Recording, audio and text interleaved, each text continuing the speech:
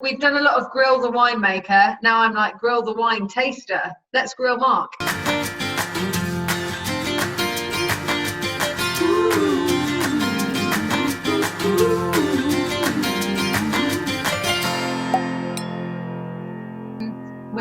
We're gonna put Mark on the spot and quiz him with some really difficult questions that are hard to answer. Because I think you've had quite a nice time, haven't you, Mark, over the last couple of weeks doing these tastings? And I've loved every moment of it. And I now remember my South African Nelson Mandela shirt. I feel very relaxed. And I think now that I've had 5 glasses of wine, you know, I'm raring up with the questions. I've got them coming.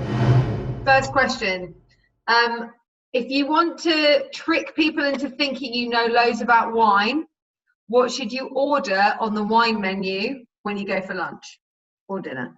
Okay, that's a simple one. You go in white terms. You check. You ask them if they've got a Rueda, or no, in fact, shall I say Rueda?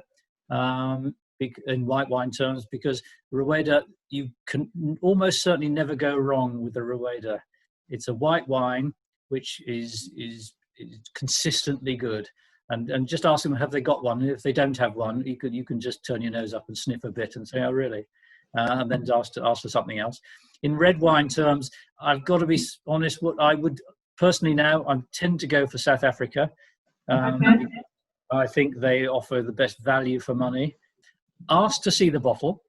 Look on the back label, and if there's a sort of a bottler's code that says bottled, produced and bottled by something, it's very, very small print, then send it back and ask for something better, because it's basically come over in a ship's tank, and it's been bottled in the UK. It's not needs to be careful. Be careful. It's not to say it's a bad wine, because the bottling lines in the UK are not bad, but what it isn't is a single estate producer like Eric or the Dupleva or the Asona. It's a big industrial wine.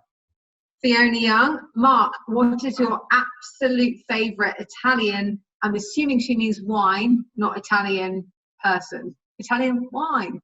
It is now Amarone, and I've got an Amarone from Alberto Brunelli, and that is my absolute favourite. I've got to admit, such an interesting process, and the process makes such an interesting taste.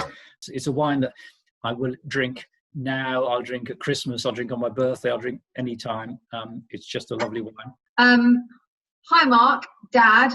The caller is Richard Hughes, your son. He's got Richard. A question for you. Yeah, hi Richard.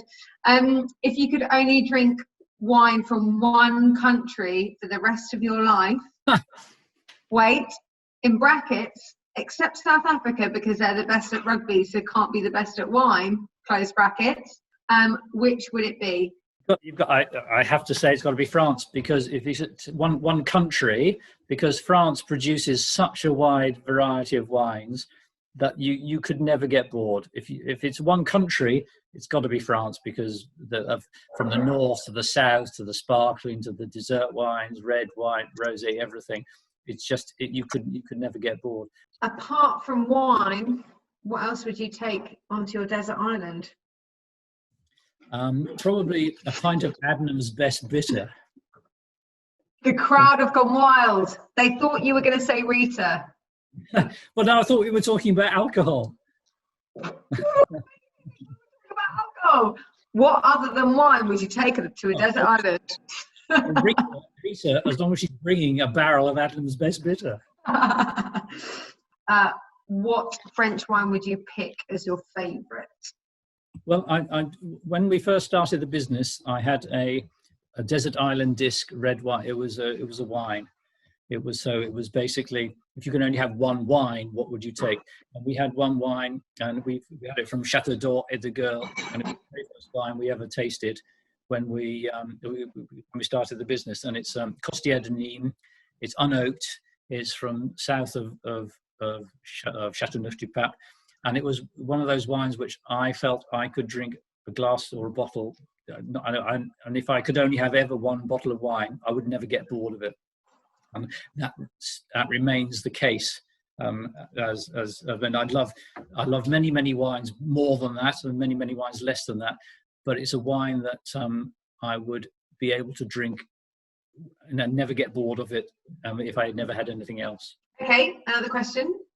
What is your favourite wine memory? My favourite wine memory was, okay, this is going down all our yesterdays here, when I was first in the wine trade working for Victoria Wine and Grant St James's, my boss Angela Muir, and we went to Bordeaux. We were a big customer. The Grant St James's Victoria Wine were a very, very big customer of Christian Wex, who was a wine merchant in Bordeaux, who also owns Chateau Petrus. And he owns Chateau Petrus, but he lives in another chateau. And we went there for lunch. And because we were a big customer, we were treated to proper white glove. They had white gloved servants giving us lunch. And bearing in mind, I was just out of university, probably only a couple of years out of university. So I was the lackey. My boss, Angela, was the master of wine.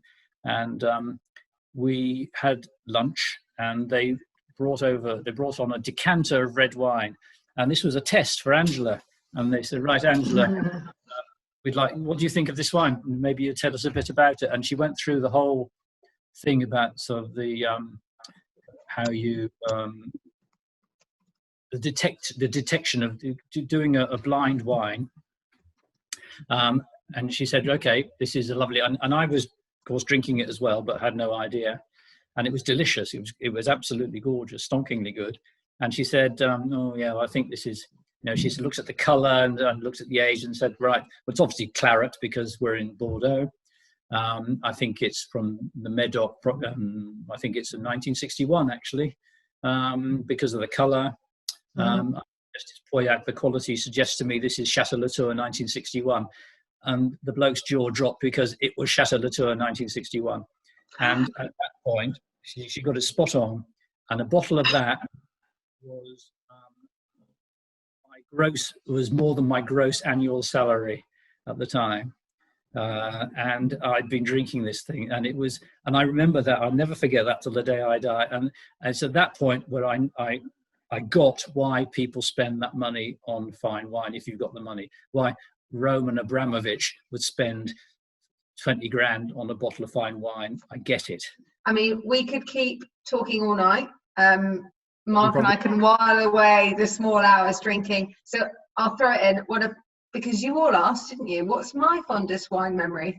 No, I've just got I had a really great experience actually about this time last year with Mark and Rita, where we toured the kind of Andalusia, I guess. So Seville, right the way down through Fonterra, Cadiz. And I walked into that holiday saying, I hate sherry. I'm never going to drink it. It's all right at Christmas, but, it's a bit ground drink. And we just had we drank so much vino over the course of that week that I'm now a vino fan, and drinking really delicious sherry is a really fond memory for me. In lots, small kind of Spanish tapas bars, and amazing. Palo cortado, if you remember. Palo cortado, exactly. So yeah. Thank you, everybody. Thanks. It's been I've thoroughly enjoyed drinking wine with everybody tonight. Bye, guys. Thank you. Bye.